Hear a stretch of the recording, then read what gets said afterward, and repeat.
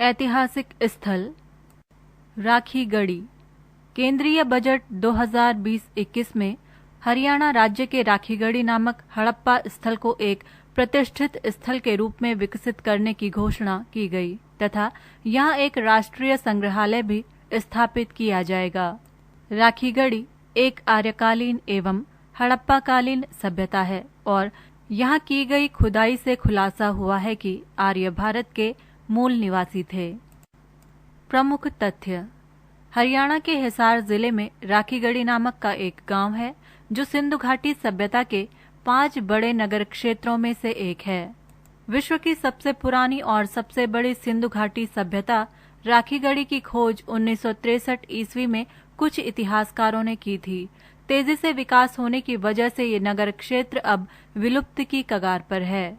भारतीय पुरातत्व विभाग को खुदाई के दौरान एक पुराने शहर और करीब 5000 वर्ष पुरानी कई वस्तुएं मिली थीं।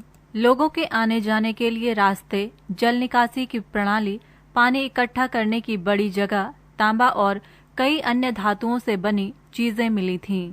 यहाँ हड़प्पाकालीन नगर व्यवस्था के बारे में जानकारी मिली और भारत की पुरातन सभ्यता के राज उजागर हुए। खुदाई में मिले नरकंकालों के डीएनए की रिपोर्ट से पता चल चुका है कि आर्य यहीं के मूल निवासी थे और वे बाहर से आकर हिंदुस्तान में नहीं बसे थे। इस शोध ने पूरी दुनिया को इस क्षेत्र की ओर आकर्षित किया। राखीगढ़ी में मिले 4500 वर्ष पुराने कंकालों के डीएनए से पता चला है कि प्राचीन राखीगढ़ी के लोग साउथ इंडिया में रहने वाले पूर्वजों और ईरान के खेतिहर लोगों के मिश्रित खून थे। हड़प्पा की सबसे बड़ी व पुरानी साइट है जो कि 550 हेक्टेयर क्षेत्र में फैली हुई है। राखीगढ़ी में पहली खुदाई 1997 और 2000 के बीच पुरातत्व सर्वेक्षण विभाग के अमरेंद्र नाथ द्वारा की गई थी।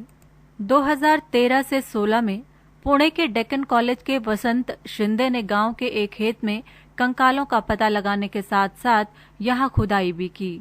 एक विशाल इलाके में फैले 5 टीलों की खोज के बाद भारतीय पुरातत्व सर्वेक्षण विभाग ने राखीगढ़ी को एशिया की सबसे बड़ी हड़प्पन साइट होने का दावा किया। इस साइट पर 9 टीले हैं जिनमें से 3 टीलों की खुदाई हो चुकी है। खुदाई के दौरान मकान, सोने के मनके, मिट्टी की चूड़ियां, मिट्टी के बर्तन, पत्थर के मनके सहित काफी रोचक वस्तुएं मिली हैं। 2015 में टीले नंबर 7 पर खुदाई में मानव नरकंकाल व प्रतीकात्मक कंकाल मिले थे।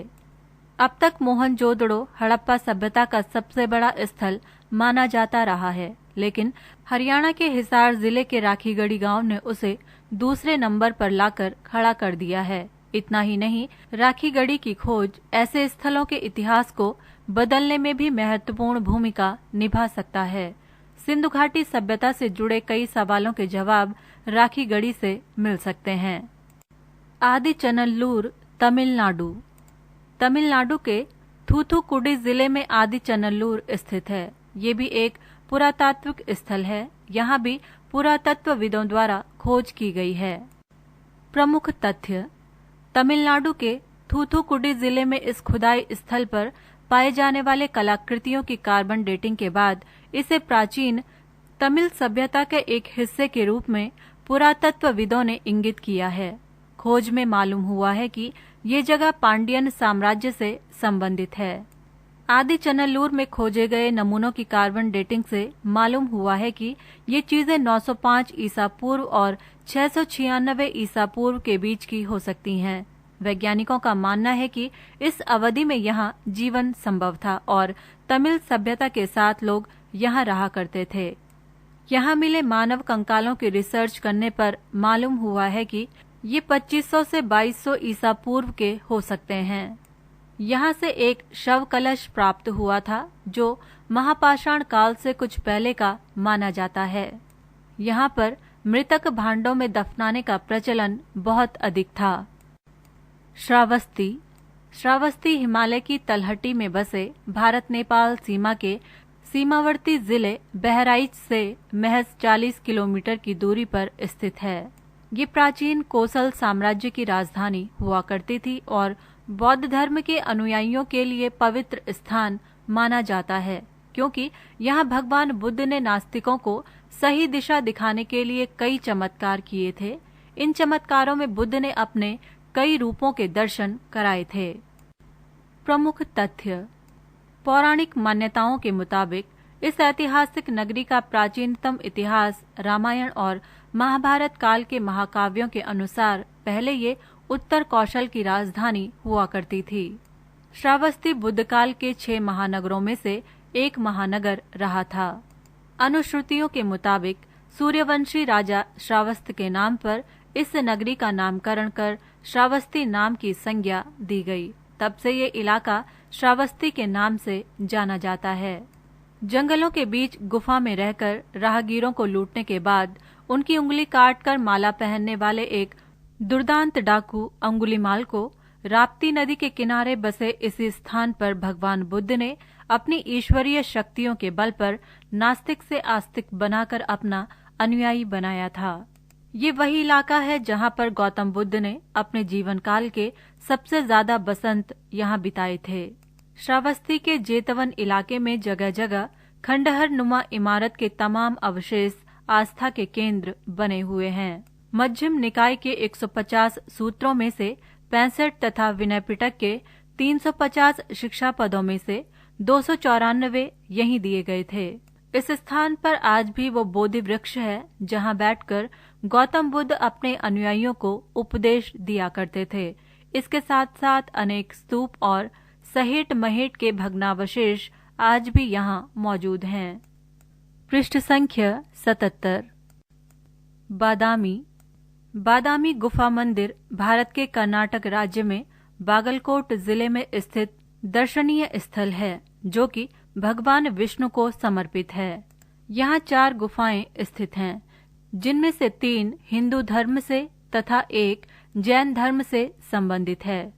बादामी प्राचीन नाम वातपी या वातपपी अगस्त्य झील के किनारे पर स्थित है, जो कि लाल पत्थरों की एक आकर्षित घाटी में स्थित है।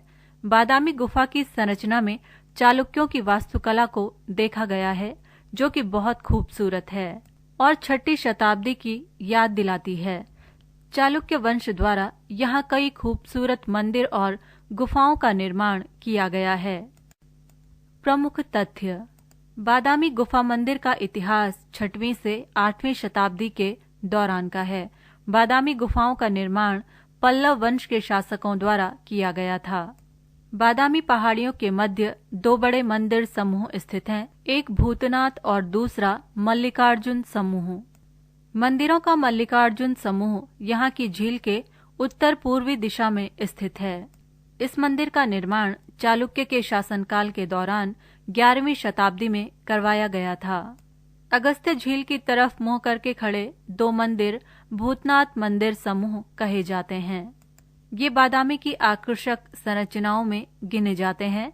इन मंदिरों का निर्माण बादामी चालुक्य के शासनकाल के दौरान करवाया गया था।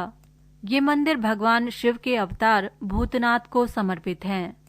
मंदिर की आंतरिक संरचना और बाहरी मंडल देखने लायक हैं। बादामी के बाहरी हिस्से में महाकूट नामक छोटे गांव में महाकूट मंदिर समूह स्थित है। चट्टानों को काटकर मंदिरों के निर्माण का दर्शन यहाँ के मंदिरों में स्पष्ट रूप से किया जा सकता है। इन मंदिरों में पारंपरिक द्रविड़ शैली और नागर शैली की विशेषताओं के दर्शन होते हैं। सैंडस्टोन पहाड़ियों से निर्मित बादामी गुफा मंदिर रॉक कट वास्तुकला का दावा प्रस्तुत करता है। ये गुफा मंदिर अपनी सुंदर नक्काशी के लिए जाने जाते हैं। इन गुफा मंदिरों में दक्षिण भारतीय द्रविड़ वास्तुकला और उत्तर भारतीय नागर शैली की झलक देखने लायक होती है। हर एक गुफा में एक बरामदा, गर्भगृह, एक हॉल, स्तंभ और जलाशय आदि देखे जा सकते हैं।